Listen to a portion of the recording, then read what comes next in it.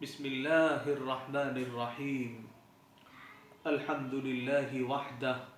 والصلاة والسلام على من لا نبی بعدہ اعوذ باللہ من الشیطان الرجیم بسم اللہ الرحمن الرحیم یا ایہا الناس قد جاءتکم موعظة من ربکم وشفاء لما في الصدور وَهُدًى وَرَحْمَةٌ لِّلْمُؤْمِنِينَ قُلْ بِفَضْلِ اللَّهِ وَبِرَحْمَتِهِ فَبِذَلِكَ فَلْيَفْرَحُوا هُوَ خَيْرٌ مِّمَّا يَجْمَعُونَ آمنت باللہ صدق اللہ مولانا العلی العظیم۔ رمضان المبارک کا مہینہ اپنی تمام برکتوں، رحمتوں، الطاف اور عنایات کے ساتھ بہت جلد ہم سب کے سروں پر سایہ فگن اور جلوہ افروز ہونے والا ہے۔ ہم سب کو رمضان المبارک کا استقبال بھرپور طریقے سے دلوں کی صفائی، پاکیزگی، معاملات کی درستگی اور توبہ کے حقیقی غسل کے ساتھ کرنی چاہیے، اور رمضان کے آنے سے پہلے ہی گناہوں سے توبہ کرنے کے ساتھ ساتھ گناہوں سے بچنے کی خاص فکر کر لینی چاہیے، اور قرآن کریم کے ساتھ ہمارا تعلق اور ہمارا ربط بہت زیادہ بڑھ جانا چاہیے۔ ارشاد فرمایا گیا یا ایھا الناس قد جاءتکم موعظۃ من ربکم وشفاء لما فی الصدور وہدی ورحمۃ للمؤمنین۔ لوگو، تمہارے پاس ایک ایسی چیز آئی ہے جو تمہارے پروردگار کی طرف سے ایک نصیحت ہے اور دلوں کی بیماریوں کے لیے شفا ہے، اور ایمان والوں کے لیے ہدایت اور رحمت کا سامان ہے۔ قل بفضل اللہ وبرحمتہ فبذلک فلیفرحوا هو خیر مما یجمعون۔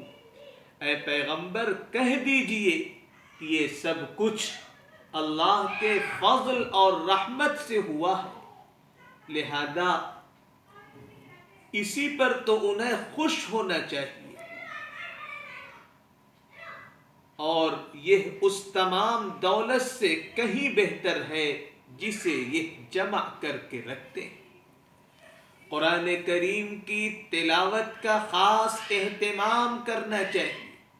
اور کچھ حصہ قرآن کریم کا ترجمے کے ساتھ ضرور پڑھا جائے، اور اس کا خاص نظام رمضان کے آنے سے پہلے ہی رمضان کے استقبال اور رمضان کی تیاری کے طور پر بنا لیا جائے، اور قرآن کریم ہی اللہ تبارک و تعالی کی وہ عظیم نعمت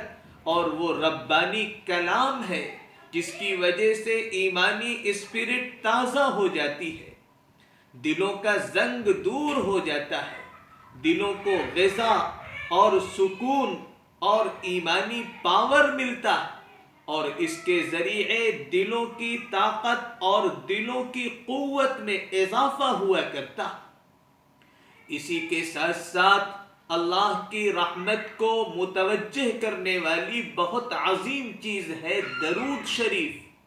درود شریف کی خوب کثرت ہو اور خوب زیادہ اس کا اہتمام رکھا جائے، بلائیں وبائیں ٹل جاتی ہیں، دور ہو جاتی ہیں درود شریف کی برکت سے۔ اور اسی کے ساتھ ساتھ استغفار کی کثرت ہو، اور جس قدر ہو سکے سنتوں کا خاص اہتمام ہو۔ ارشاد فرمایا گیا وَمَا كَانَ اللَّهُ لِيُعَذِّبَهُمْ وَأَنْتَ فِيهِمْ وَمَا كَانَ اللَّهُ مُعَذِّبَهُمْ وَهُمْ يَسْتَغْفِرُونَ۔ اللہ اپنے بندوں کو عذاب نہیں دیا کرتا جب آپ ان میں موجود ہو اے نبی پاک صلی اللہ علیہ وسلم، اور جب آقا علیہ الصلوۃ والسلام اس دنیا سے پردہ فرما گئے تو مفسرین کرام اور علماء امت نے فرمایا کہ آپ کا طریق، آپ صلی اللہ علیہ وسلم کا اسوہ اور آپ صلی اللہ علیہ وسلم کی مبارک اور پاکیزہ سنتوں کا اہتمام یہ عذاب الہی سے بچانے کا نسخہ اور بچانے کا ذریعہ۔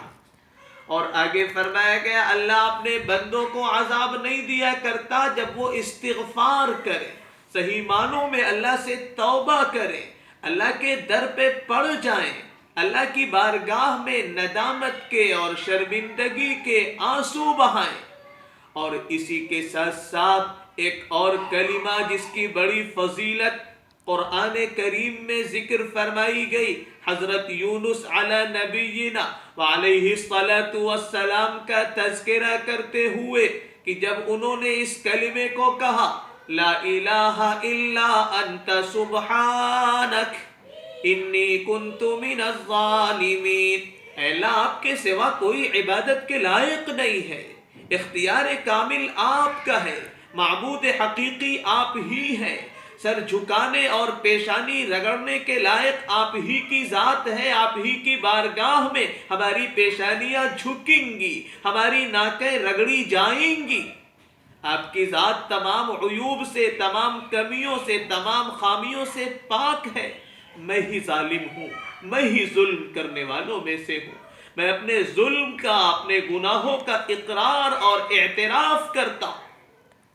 اس کلمے کو بطور خاص پڑھا جائے، اللہ پاک فرماتا ہے حضرت یونس علیہ الصلاۃ والسلام کا تذکرہ کرتے ہوئے فَاسْتَجَبْنَا لَهُ وَنَجَّيْنَاهُ مِنَ الْغَمِّ، چنانچہ ہم نے ان کی دعا قبول کی اور ہم نے ان کو گھٹن سے، غم سے نجات دی۔ اس کے بعد کا جو جملہ ہے وہ ہے اہل ایمان کے لیے مژدہ اور خوشخبری اور نجات کا سبب،